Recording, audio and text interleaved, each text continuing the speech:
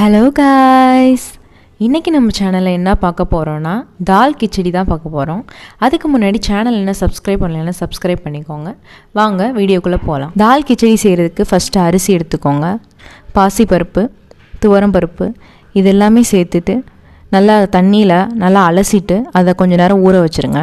அதுக்கப்புறம் ஒரு குக்கரில் எண்ணெய் ஊற்றிக்கோங்க. அதில் கடுகு, சீரகம், கருவேப்பிலை, வெங்காயம், ஒரு பச்சை மிளகா, அப்புறம் தக்காளி, அப்புறம் உங்களுக்கு இதுக்கு பட்டாணி தேவைன்னா ஆட் பண்ணிக்கோங்க. மஞ்சத்தூள், மிளகாய்த்தூள், கொஞ்சமாக பெருங்காயத்தூள் இதெல்லாம் போட்டுட்டு அதுக்கப்புறம் நீங்கள் ஊற வச்ச அரிசி பருப்பு எல்லாமே ஆட் பண்ணிக்கோங்க.